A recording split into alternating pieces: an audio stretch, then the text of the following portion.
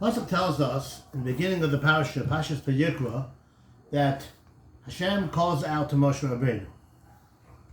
So the Baal HaTurim brings, it's a pretty famous Baal HaTurim, but there's an insight that maybe you guys never heard before. Pasuk, when it says Vayikra, the last letter is what, Zvi, in the word Vayikra? It's small aleph. It's an aleph. Answer the question the way it's asked. It's an aleph. It's a small aleph, correct. Why is it small? So I'm going to read to you the words of the Baal HaTurim. The Torah tells us,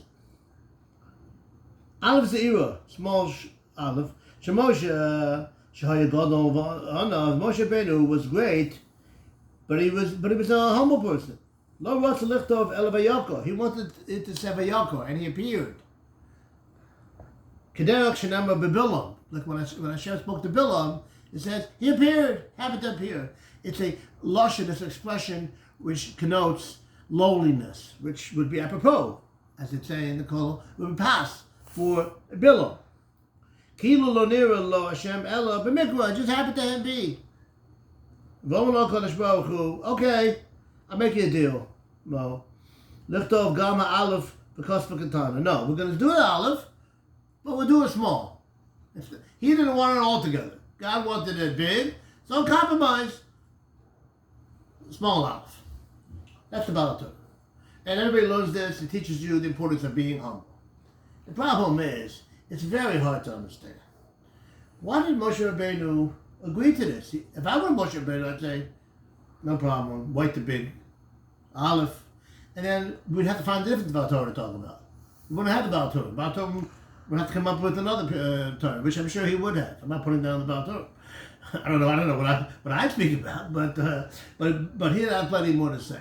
Why did Moshe Rabbeinu agree? All that happens now is we learn about Moshe Rabbeinu's anava. Didn't he defeat the purpose? If he would just say, "You're right, God, big aleph," we would go weiter, and then we wouldn't learn about his humility. The answer is that Moshe Rabbeinu wanted to teach us humility. If not for this whole Shach for this whole dialogue, we wouldn't know about this. There would be a big aleph, or if you get his way, there would be a small aleph, and then we wouldn't know this whole thing.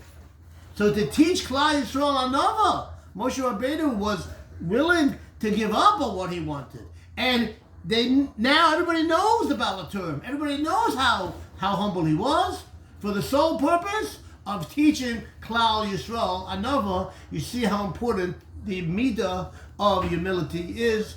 Shabbat Shalom.